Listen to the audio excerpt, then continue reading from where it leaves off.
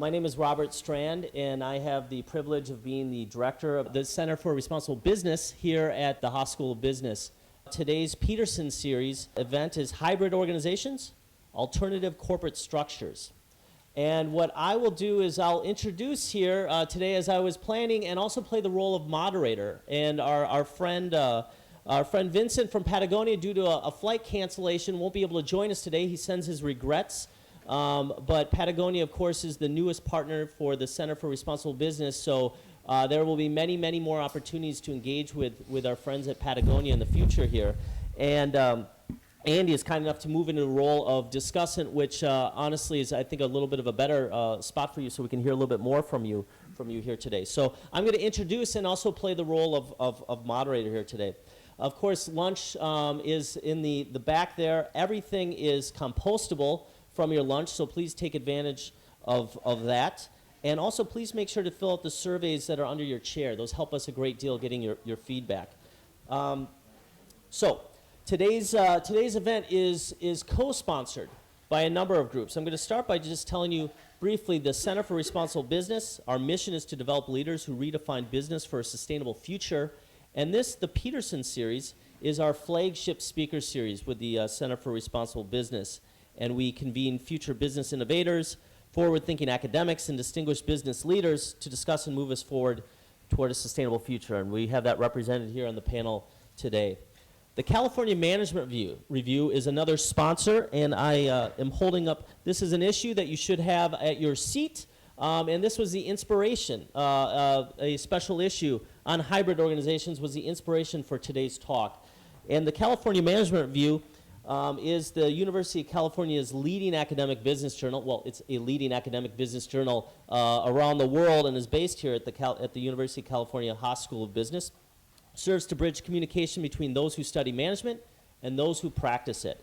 Journal's recent special issue that I just held up on hybrid organizations is the most comprehensive collection of articles published on this subject to date and features research on the managerial, strategic, and policy level implications for this emergent form of organizing business. And then we're also very pleased to have Cooperatives at Cal is a student initiative, a group of students and community leaders committed to cooperative business potential to affect social, economic, environmental change. And we asked them to stand up, and if you please say a word about your organization. Yeah, if you wouldn't mind, please come up here and grab this microphone from me, please. Yes, please. Thanks so much, y'all. We're Cooperatives at Cal, as Robert said, a group of students and community leaders committed to cooperative business and its ability to affect social, economic, and environmental change. So co-ops are hybrid organizations, much like the businesses represented by the panelists today.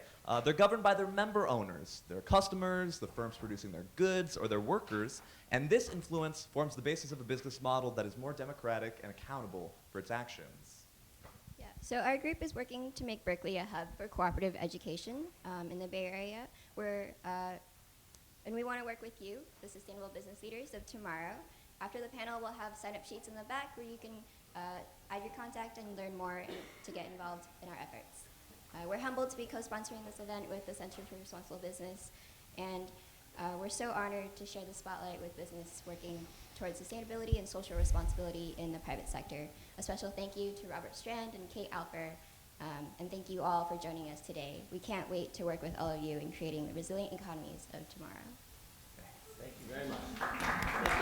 I want to offer a comment here about Andy and Bruce and as our discussants here. So Professor Andy Crane is the George R. Gardner Professor of Business Ethics at the Schulich School of Business at York University in Toronto, which is always one of the leading, either one or two ranked CSR sustainability schools in the world. We're so pleased to have you here, Andy, representing Schulich and as a guest of Haas.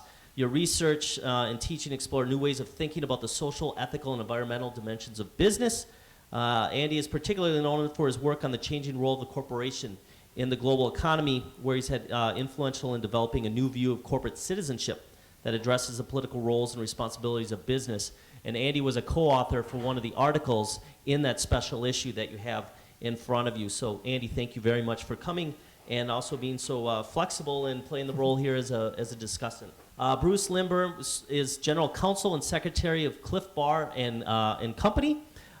Bruce serves as General Counsel and Secretary Director for Clif Bar Company, where he's extensively involved in the legal and business affairs of the company. And very interestingly, with Berkeley law professor Richard Buxbaum, he developed corporate governance structure and articles of incorporation for Clif Bar and Company to pursue multiple aspirational bottom lines, so business, community, environment, and beyond. For many years, Bruce has been a mediator and arbiter of the Alameda County Alternative Dispute Resolution Panel, received his BA from UC Santa Cruz, and we're very pleased that you are a bear, receiving your JD from the UC Berkeley School of Law. So Andy and Bruce, welcome. It's wonderful to have you here. Now is typically, yes, please. Now would be the time that I would typically have planned to turn it over to Andy, and I'm going to follow that plan, because what I'd like to do is Andy, as an academic, I think can offer some really good, some high-level general commentary about this notion of hybrid organizations, and then we'll talk with Bruce and really dig in at Clif Bar what this means. So with that, Andy, if I could start with you, just this idea of hybrid organization, what is it? Can you talk a bit more about what it is? Sure. Am I using this microphone or this one? Use this one? Okay. Yeah, hybrid organization. I mean, we all know that a hybrid is the kind of combination of two things together, right? And so in this field, what we're really talking about is bringing together organizations that bring together both an economic purpose with a social or environmental purpose. And it's the combination of those two things that really makes something a hybrid organization. Now, you know, since the beginning of business, businesses have always been thinking about having some kind of social considerations as well. This is not new.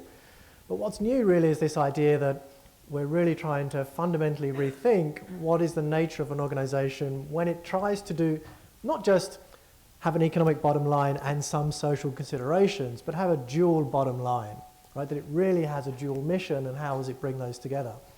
And this has come in terms of, I guess, two competing ways. In one sense, it's about corporations or companies thinking about how they can integrate their social, environmental bottom line with their economic one. But then on the other side, we've had non-profit organizations, social sector organizations, which have increasingly thought about using the market and business principles to achieve their social goals. So we have non-profits that are turning up to be more like companies, or having companies that are turning out to be more like non-profits, and somewhere in the middle we've got this clash, right? And so when we have this clash, we have organizations which might come from either of those two sides, but they're trying to pursue these dual bottom lines. And so then the question is, are they more like this or more like that? And they're trying to do both at the same time. And so that's when this whole set of questions comes about, well, how do they then decide about how to measure these different bottom lines? How do they decide what strategies to develop? And then also there's the bigger question, well, what kind of corporate structures do we need to accommodate these new types of organizations? Because they don't really fit as non-profits, but they don't always necessarily fit as this standard box that we have for how corporations should look. So thank you for that overview, Andy. And if I could ask Bruce if you'd comment, then I just asked you before, had you heard this expression, this term hybrid organization? Do you use that at Clif Bar? And the answer was, no, we don't. But you certainly fit this model, this notion of an example of a hybrid organization with these dual purposes, these multiple objectives. What does it mean can you give us a sense what it means at Clif Bar and what this looks like at Clif Bar? Sure. Perhaps we would just start out, describing a little bit about how this evolved at Clif Bar historically. So I've been Clif Bar's lawyer for 20 years. It had 12 employees when I first got involved with the company. I remember, just as an aside, I was very excited about my first meeting at Clif Bar, and I was walking from the parking lot to the office, and they were unloading a truck, and they yelled, "Hey, can you give us a hand unloading this truck?" And so sure, I thought, so in those days everybody did everything, and some would say that was the last honest day's work I did at Clif Bar. But one thing that struck me right off the bat is Gary Erickson, the inventor of the Clif Bar, and with his wife Kit, the owner of the company for many years. were very interested in a particular consumer demographic that started to emerge in the mid-90s and started to be studied extensively. And this consumer had two characteristics. One, the consumer cared about the future of the planet, cared about society as a whole. And second, those values of sustainability showed up in purchasing decisions and how they spent money. And those two characteristics are really a big tent. I mean, that is a lot of people. And the first big study I read in the mid-90s suggested that was around 50 million people in America. That's a lot of it. It has to be more, and it has to be hundreds of millions of people in the US now. And they were also tracking the growth of the organic and natural food and products industry. The Organic Food Production Act of 1990 went into effect. Organic farms started to grow. So Clif Bar is tracking this growth in this industry that was purely responding to consumer demand for sustainable products. I remember the first time I went to the Natural Products Expo down in Anaheim. There were maybe 200 exhibitors down there and several thousand people selling various natural products. This year, there were 8,000 exhibitors, 100,000 people there. It took up the entire Anaheim Convention Center, all levels, mezzanine, and spilled out into the hotels. This growth of companies responding to this consumer demand for products made with a conscience, made responsibly, made with some values, has been enormous. It's been double-digit growth for the last 25 plus years. So companies that have responded to this surge in consumer demand, this basically pure capitalism, have done typically very well. But at the same time, people's BS detectors are turned up to 11, just in Spinal Tap terms. They're really are aware of greenwashing. So companies, I think, have had to strive for some authenticity in the way they do business, because if they don't, all that gets out and that undermines this process. So when Gary and Kit ended up, they bought out their 50% partner in 2000, and Gary then wrote a book, Raising the Bar, available on Amazon and other bookstores. And he laid out in this book what he called his 5 aspiration business model. The aspirations were to sustain the business, that's the economic bottom line, that's the money. 2, sustain the brands, that is to say the products themselves have to be quality. If the products aren't quality, people aren't buying it, there's no money. 3, to sustain our people, to take care of the people with whom Clif Bar does business, not only the employees, but in that whole supply chain. Sustain the community around us. We're members of a local, national, and global community, and we want to participate as a full member of that community. And then finally, sustain the planet. We want to do business in a way that lowers our environmental impact of doing business. So that became the 5 aspiration business model. So for a long time, Clif Bar was just owned 100% by Gary and Kit, and they could do anything they want, and really wasn't an issue whether they're a hybrid or not a hybrid or anything else. But in 2010, Gary and Kit sold 20% of the company to the employees through an employee stock ownership plan. And this is a retirement benefit. It's a federally regulated pension fund. And at that time, we started giving some thought to embedding these 5 aspirations into the Articles of Incorporation, into the bylaws, into the ESOP plan itself. And we were in trouble at that point because there was no California Benefit Corporation law at that time. We found a way. I prevailed on my old corporations professor at Bolt, Professor Buxbaum, and we found a way to do it, to actually amend the articles to include this 5 aspiration business model. And at that time we were able to do it. So that's sort of the story of how this evolved. But at its core, really is a judgment that authentic social conscience, authentic environmental values do sell. That's what people want, a lot of people want at some level.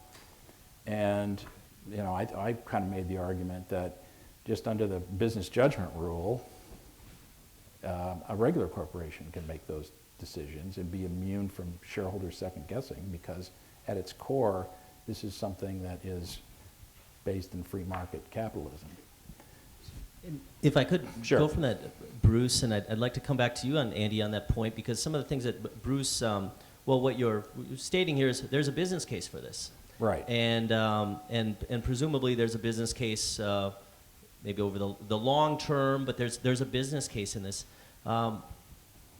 Andy, what's your perspective? Is there always a business case in this? Is this just something that all companies can do? Is it easy to do? Or are there always the proverbial win-wins out there?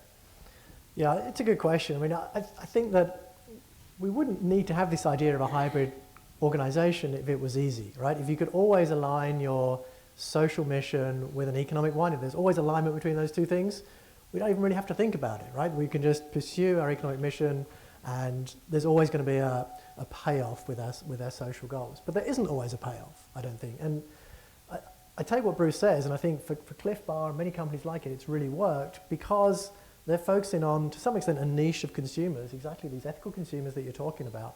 And most of us are ethical consumers at some point, right? If you give us two products exactly the same in terms of price, quality, style, everything else, and then say, but one of them has a social differentiation, we'll say, well, we'll go for that one.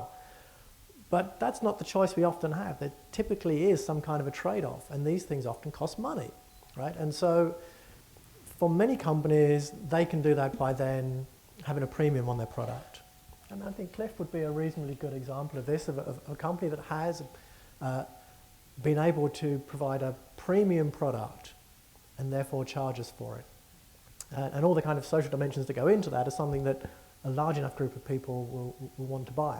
But that's not always the case, and there's lots of companies that simply cannot always find that clear alignment between these two aspects.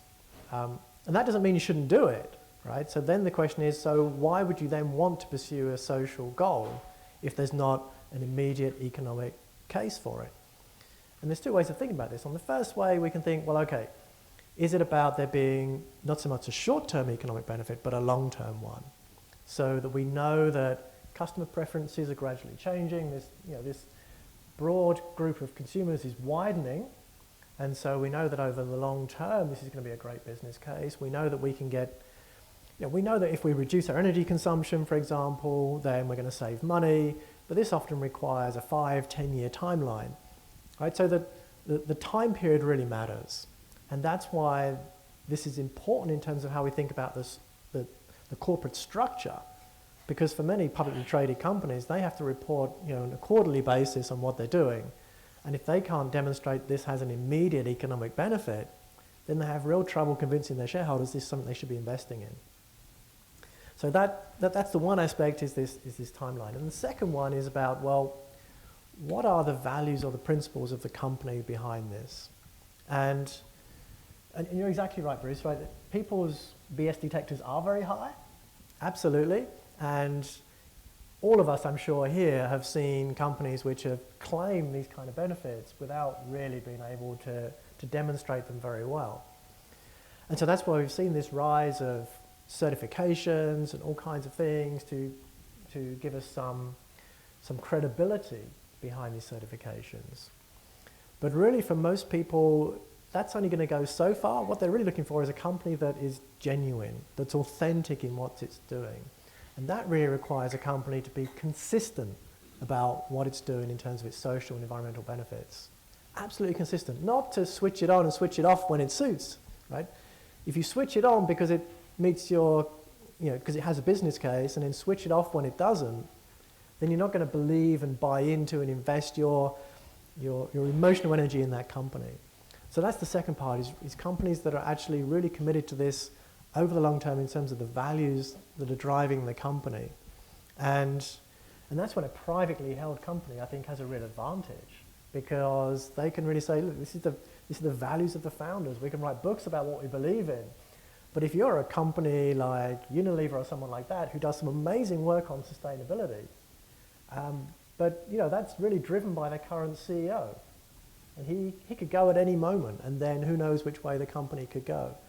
And so it's much harder then for us as customers to really buy into the company, because we don't have that sense of consistency, that it's not baked into the core of the company in the same way.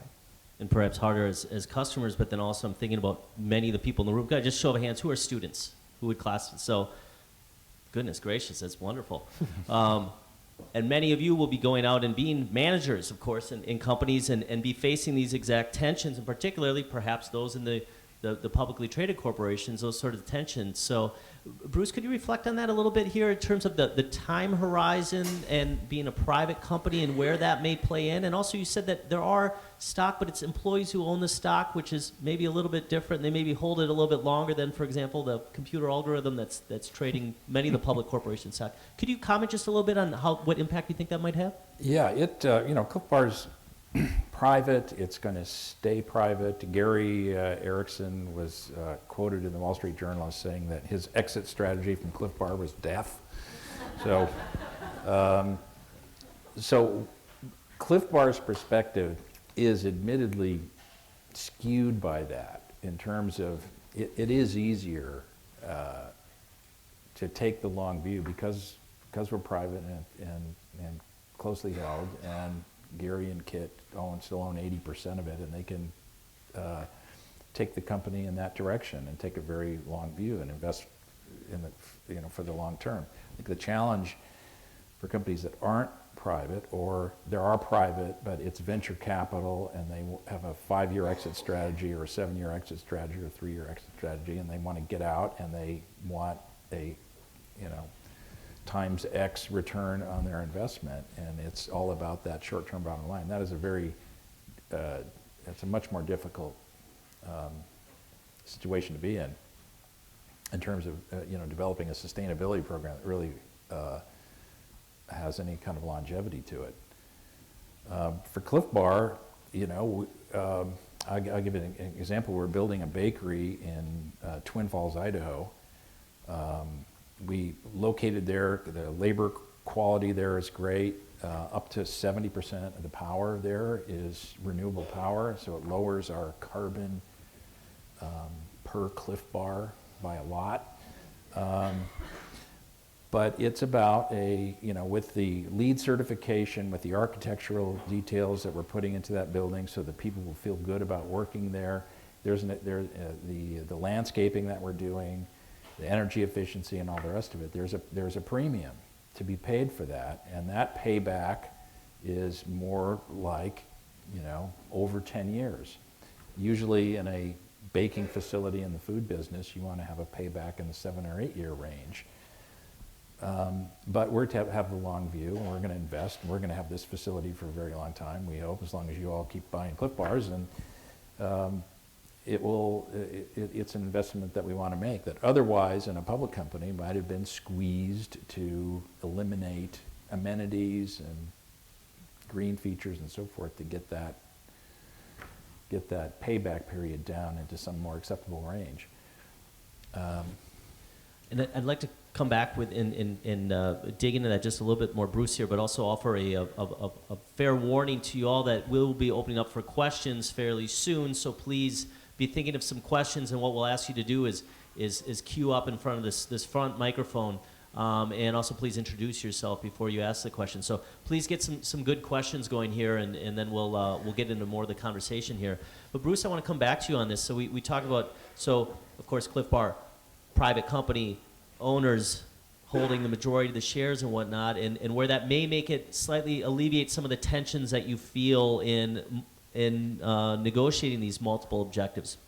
But undoubtedly there have been cases where these objectives, at times there's a tension there. And could you offer an example of a tension and maybe how that played out within Clif Bar? Sure, we were talking about one at lunch. So We have bakeries in Montreal, in Indianapolis, Illinois, Michigan, Vancouver, Southern California. We have a distribution center in Ohio. We have customers in all over everywhere, in the South, in Minneapolis, in Arkansas, in Texas. And as our, in business, it is critically important to maintain business relationships. It's a lot of it is, you can do a lot on the phone, you can do a lot with video, but so much of it is done face-to-face and maintaining relationships. And we got to a point years ago, and I admit I'm a bias, I've been a pilot for 33 years, but I thought that Clif Bar should have an airplane, should have a fast airplane, should have a jet. And it was taking me an entire week to go to Indianapolis, for example, and do 2 days worth of business. You get a travel day on either end, and it was just tough. And we were sending these teams, and there are a lot of them very young people with families, and they're gone for a week at a time. The travel was tough. So we decided to buy an airplane. Now, a lot of people at Clif Bar thought that we had sold our soul, that this was the beginning of the end for Clif Bar, that our carbon footprint was going to be impacted, that this was just a perk for the big shots, and so forth. And we thought this through. We bought offsets. We had a policy for the use of the airplane that was very broad-based. Almost a third of the people in our Emeryville headquarters have used this airplane. And it has made a big, big, big difference. What was a 4-day, really, by the time, a 4-day trip to Indianapolis is now a 1-night trip, and you can do it very quickly. You can go to a big customer like Target in Minneapolis on a day trip and meet with the CEO if you have an opportunity to go sell bars, if they want to do a special promotion, but you have to go seal that deal in person. It's easy to do it. But there's a trade-off, right? You're benefiting our people aspiration enormously. You're benefiting our business aspiration. But there is a carbon impact. So there is a trade-off. And if I could draw from, so Clif Bar, Bruce, you mentioned before that you changed your articles prior to B-Corps being in existence here in California.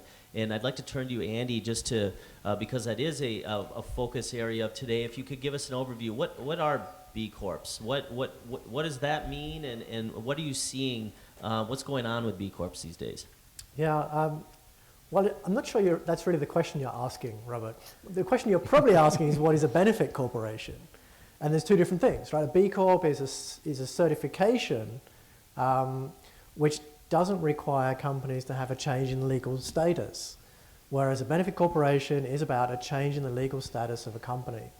And that's a big difference, right? And so Patagonia, Vincent was here, he would talk about them becoming a benefit corporation, which requires a change in the articles of incorporation of the company.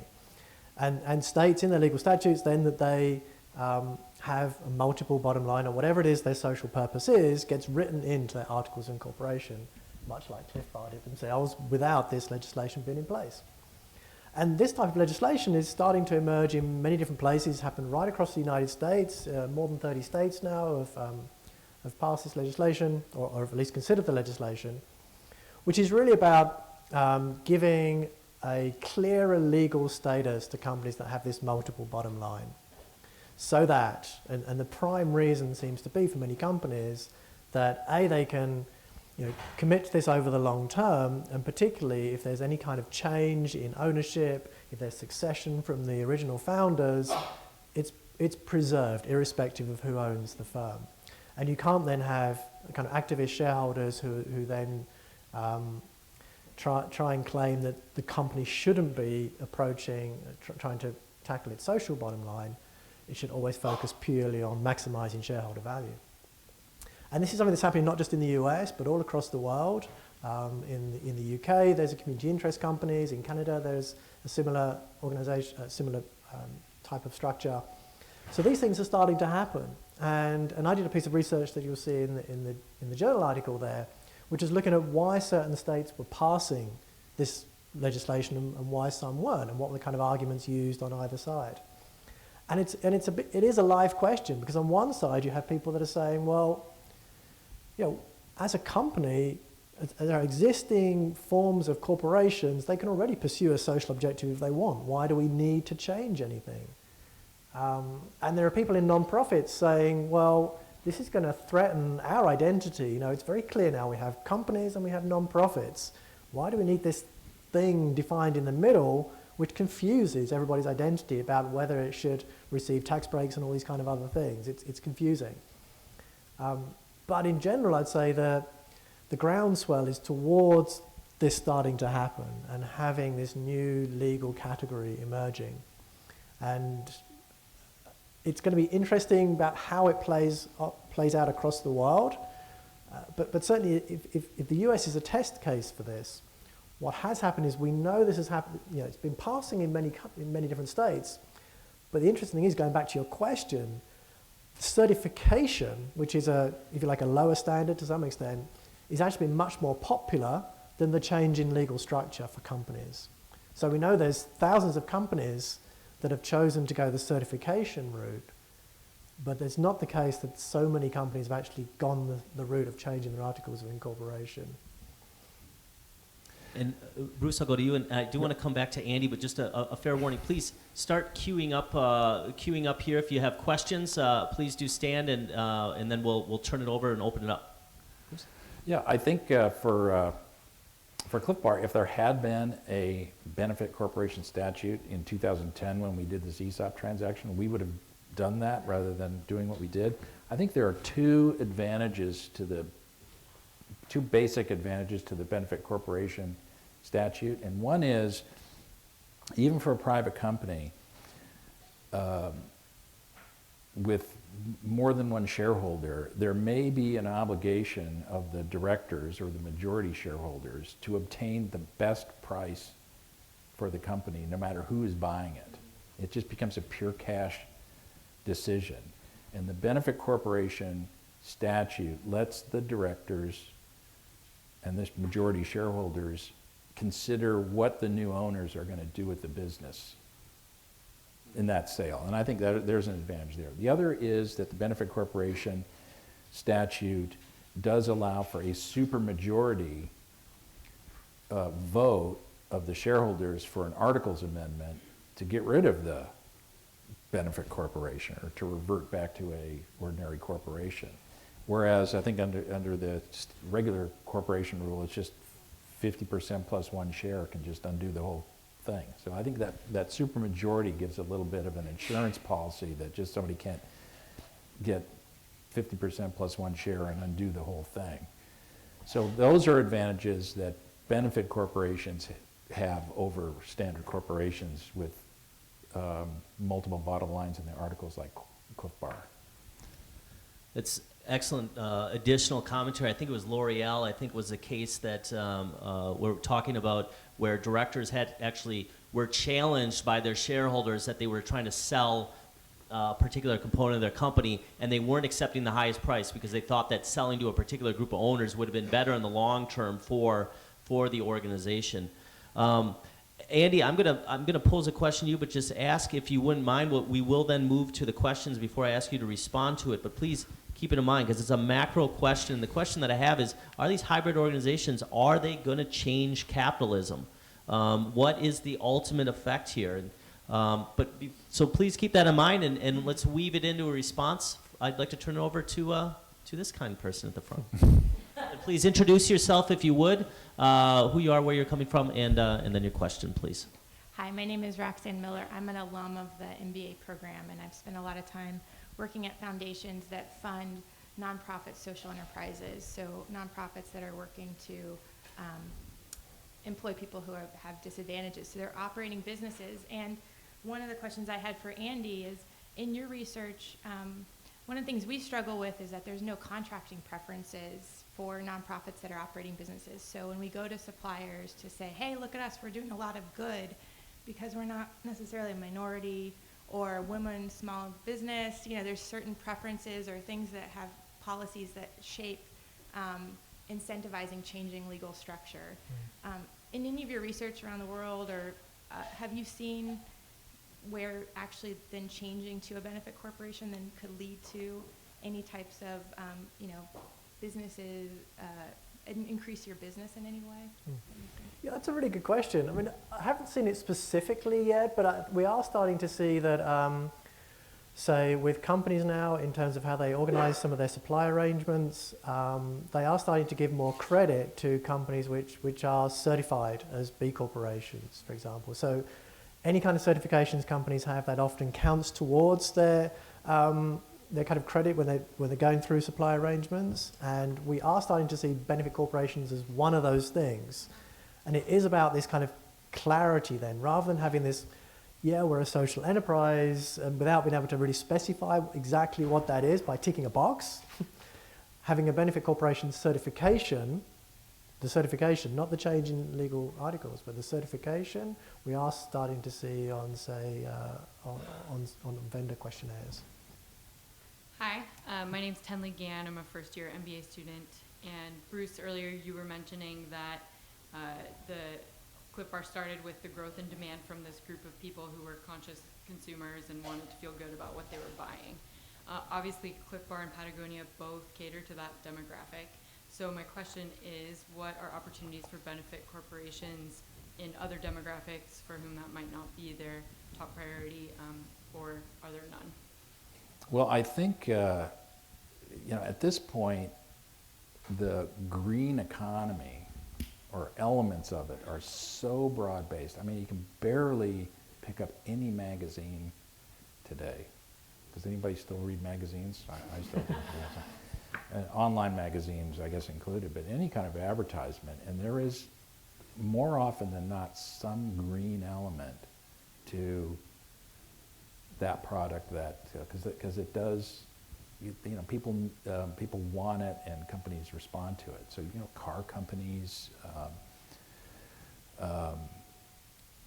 it's, you know, sustainable, compostable dog poop bags. You know, I mean, I'm seeing it's the spectrum of products out there now being marketed with some kind of green component to it is breathtaking. So I think, you know, in theory, I think it could be very broad-based. It really kind of goes to, the problem isn't so much that the marketing is to a consumer with some sustainability values. It's the business model itself is, you know, kind of fundamentally build it up and sell it, and the kind of, you know, it's that, you know, economic bottom line that seems to pervade over everything else in the short term, if that's the model. Yeah, let me come in on this, because I think there's a real challenge. And so for companies that are trying to sell their social responsibility as an add-on, that is a real problem. I think if it's really baked into the core proposition that the consumer is looking for,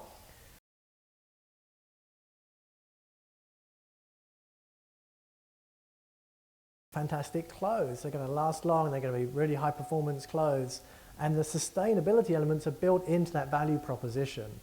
They're not saying, buy a jacket and we're doing all this other stuff, so pay a little extra for that other stuff. They're saying, this is all built into the jacket, all this great stuff that we're doing on sustainability. So the closer you can tie in this social bottom line to your economic one, in terms of the core values that the customer is looking for from the product, the better it's going to be. And so then you can get to the mainstream market much easier, right? Because you're not saying you have to pay extra for this because you're going to help people in developing countries, and so you have to be you have to be giving up something to buy this product. You're saying you're getting more because you're buying this product. And for some aspects, like organic, for example, that's easier to some extent, because organics is something that you're getting for yourself through a healthier product and those kind of things. With other social dimensions, if it's about helping somebody else, it's more of a challenge because you can't build that into the core proposition to the customer so much. So then you have to say, okay, we're going to look after our farmers who are developing this product, say if it's a coffee product or a chocolate product, and that's going to, if we can show that improves the quality of the product, because we can go to single source, we know where we're buying from, we know it's going to improve the quality of the raw ingredients that are going into this product, then you can win and you can hit the mainstream with that. But it's all about tying those two things together that's crucial. I'd like to add one thing on here. Just a show of hands. Daniel Pink's Drive. Show of hands. Anyone read or watched the YouTube version of this? Just a couple of you. I encourage all of you to check out. There's a nice 10-minute video, Daniel Pink's Drive, and it says, the subtitle's The Surprising Truth About What Motivates Us.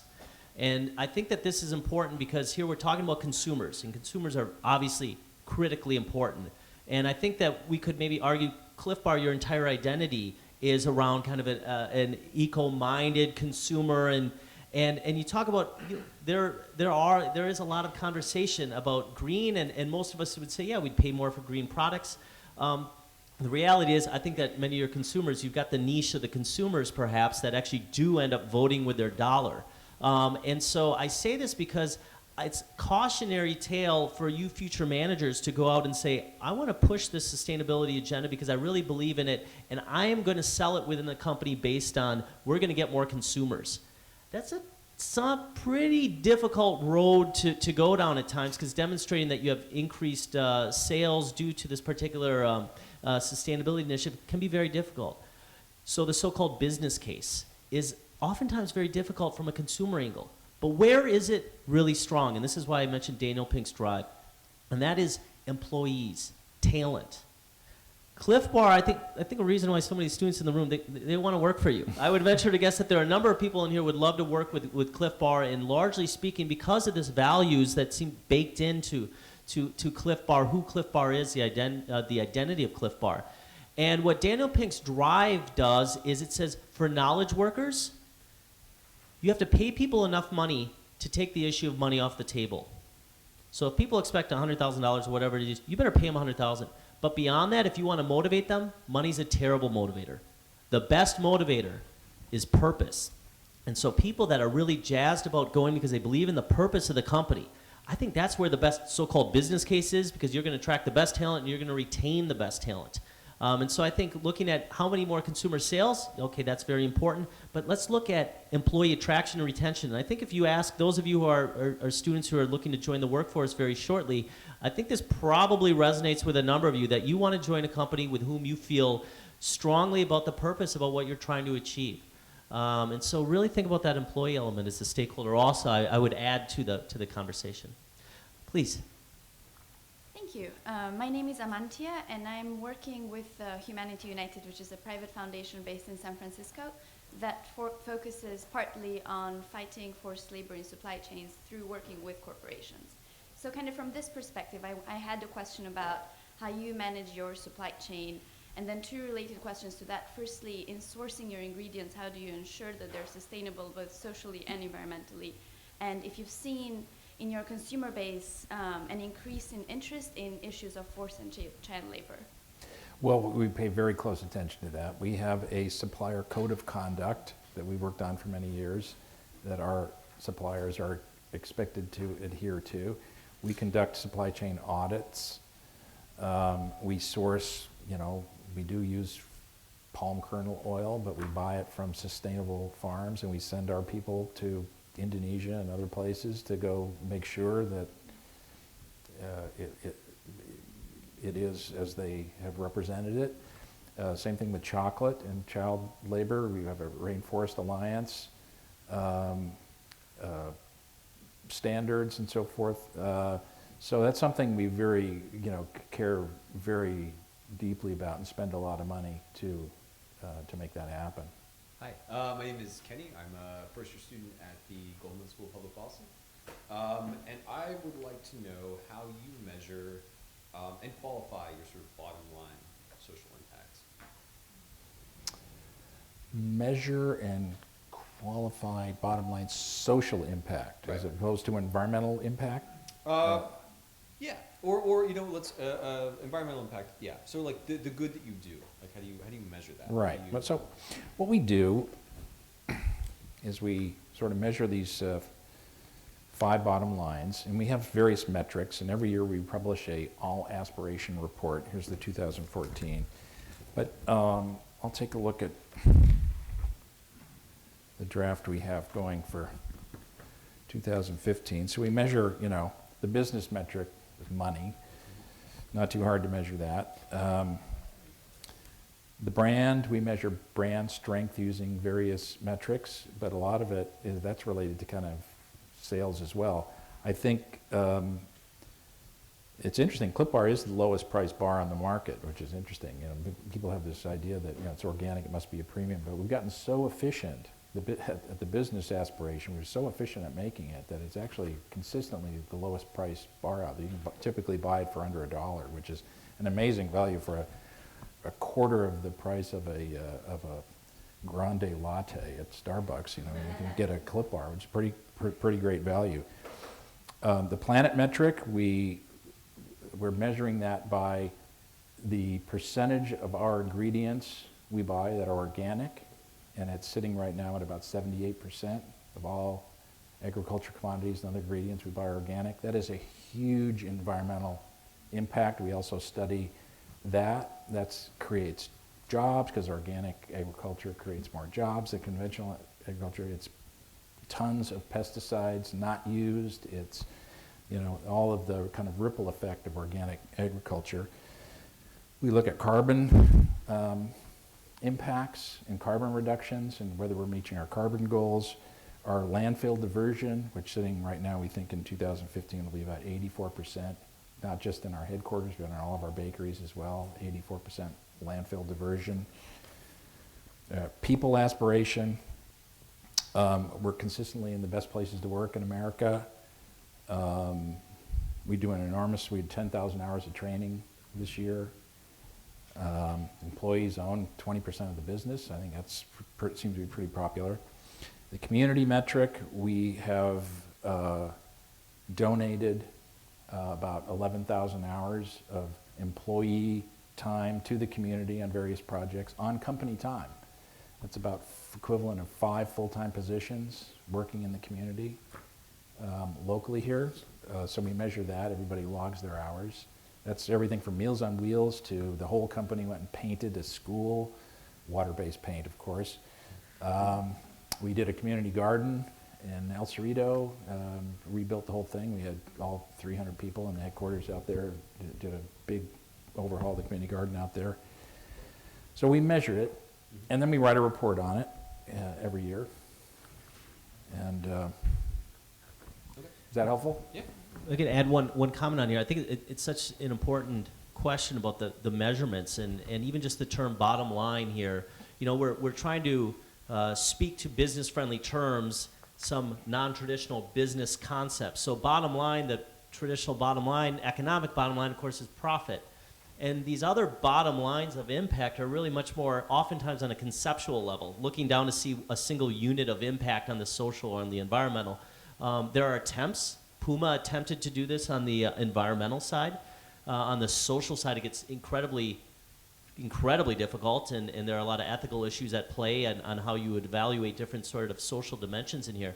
One thing that I would suggest is looking into, I think, some of the real interesting work here and trying to bring these different so-called bottom lines together is work with the integrated reporting initiative. So if you're interested in that, a wonderful book, Bob Eccles, a Harvard professor, called One Report, talks a lot about the challenges and opportunities of trying to bring these different so-called bottom lines together, and then actually highlighting within a company the potential tensions between some of these bottom lines, making them more explicit, and then having good, productive conversations about what to do when some of these things are in conflict. And if you want to look for a case example, I think some of the work that Novo Nordisk, a Danish pharmaceutical company, they've been doing this for almost 15 years now and are all seen as a world leader in trying to get to these, how do you measure this stuff, and then how do you negotiate the tensions that may exist. And we have time for 2 more. Yes, please. Hi, I'm Katrina. I'm a full-time MBA. So with being a thought leader in values-based business comes greater scrutiny and expectation for even better sustainable business practices. For Clif Bar, one of those areas is zero waste. Extended producer responsibility legislation has been explored as a way to decrease the environmental impact of products. I'm curious what Clif Bar's view is on that kind of legislation as a forcing function, and what needs to happen for Clif Bar to meet that zero waste goal sooner. Yeah, I'm not familiar with that legislation, I confess. So I'm sure there are people at Clif Bar who are. I don't know about it. I know it's not something it's just something that's talked about as a way to force companies to be more responsible for their products' full life cycle. It's a big deal. I mean, but the big thing for us is the wrapper. The wrapper, we have been at least 10 years looking for a compostable Clif Bar wrapper. The big goal there is it has to maintain a 11-month shelf life. It's got to keep bugs out. It's got to keep moisture out and in, right? It's got to stay fresh. We put money into it. I mean, there are a lot of consumer product companies who are in the same boat we are, and we've kind of banded together and we're looking, and there are some promising ideas out there that we hope will get commercialized on a scale that we can use, but that's been the toughest one for us. Otherwise, I think we're doing great in terms of landfill diversion, but that's the big one. And it's not for lack of effort or spending money to find it. I don't think any consumer product company on any kind of big scale has been able to, crack the code on that one. Let me just come in on this, because I think it's an important question. What role should regulation play in many of these things? Because if there's a self-interest for firms to do it, we shouldn't need regulation. But in many respects, to push things further, there's always leading companies like Clif and Patagonia who are really pushing the boundaries. But what's happening to all of those in the middle, or the laggards here? And that's when legislation becomes really important, I think, for ensuring that all companies start to address things like waste and other issues much more seriously. And that can actually be a good thing for leaders like Clif, because it starts to increase the costs of their competitors as well. Right? Which is a good thing. That's a good thing.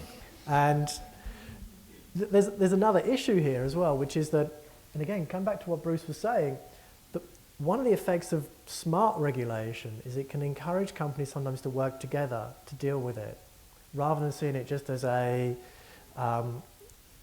winner-takes-all mentality. If you have to have a concerted response to new regulation, sometimes that can be a much better way of dealing with sustainability issues, when you make them pre-competitive rather than competitive. Right? Because you don't want to be competing on all these things necessarily on waste. This is something that you want to tackle as an industry. And that's what we've seen happening in Europe around some of the producer responsibility legislation with waste. And so it can have a very positive aspect, but it all depends on how the regulation is designed. With that, if I could offer another excellent book suggestion, and the author is here in the audience, and that's David Vogel's The Market for Virtue, which talks much about this issue of regulation and the role of regulation and the important role of regulation. And Professor Vogel is also the editor for California Management Review. And thank you, David, very much for joining us here today and co-sponsoring this event. So The Market for Virtue, run out and get that one also. We have time for one more question from the audience, please. Thank you for taking my question. I'm Peter, and I run an activity called Fixit Clinic, where we teach people how to repair their broken consumer items. We've participated in Patagonia's Worn Wear program, where they're actually telling people, don't buy our new clothing, send in your worn clothing for us to repair. And at the events we participated at, we'll repair anything that people bring in, whether it's Patagonia or not, or regardless of what it is. And then there's this thing where REI this year on Black Friday decided to close completely their stores. And I wonder for you, as a person who supplies to them, do they call you in advance and say they're going to do that, or how you feel about it? Because obviously it's lost revenue at some level. But there comes a point when consumption and consumer activity becomes antithetical to sustainability. And how we're going to resolve that with these sorts of efforts going forward, how do companies have to change, or what will change as a result of, if consumers really get this kind of enlightenment around this? And I'm not sure what the answer is. I'm interested in what your comments are on that. Well, it comes around to some extent to Robert's question he posed me just before we started taking questions, what's going to happen to capitalism, right? Because capitalism is all about continued growth, and that's what we're looking for. And because of the trickle-down effects, and it creates benefits for all of us, and we've seen enormous transformations in people's living standards and all kinds of things that partly a result of capitalism. And so do we need more consumption to keep it going? And my sense is that yes, we do, but we need the right type of consumption. If we're going to be consuming things like Patagonia products and Clif Bars rather than their competitors, that's a good thing. Then we get to the question of, okay, do we hit a limit here in terms of having too much consumption now, and that we have to actually stop even buying better products like Patagonia jackets or Clif Bars? And what I love about Patagonia, and I'm sure if Vincent was here, he'd be talking about this, you know, is at least they've put that conversation out there, which very few companies are willing to do. And we really do have to have this as a conversation, because it's a conversation about where we're all going to go here as a society, as a community, and it's not something that can just be answered by us sitting here on a panel making some decisions about it. But I love the fact that Patagonia is making this part of the conversation. And you could say that things like their worn wear initiative and things are tokenistic, that it's not, you know, a huge part of their business. But it's great that they're really starting to move us in this direction. I think we all have to make this much more a part of the conversation we're having. They have the largest repair facility in North America, 45 people in Reno, Nevada. Yeah. And I think it's a wonderful example, and I would offer a quote that I heard once that stuck with me, and that is, waste is what is left when your imagination runs out. And I would use that as a challenge for the bright minds in here to figure out how to turn that waste into an actual opportunity. And so with that, we are at our time here, and I want to say to Bruce and Andy, thank you so very much for your commentary here today. And I want to offer one comment, and that is, you know, our Haas defining principles. I was really drawn to this institution by those defining principles, and the one that speaks to me so much here today, and Andy, to your last point, is question the status quo. And that is for us to go out, question the status quo. Just because things are the way they are doesn't mean that that's how they have to be. And so, Andy, I think you posed a nice challenge to us to consider the future of capitalism here and how we might change that. So with that, please, Bruce, Andy, thank you. Thank you.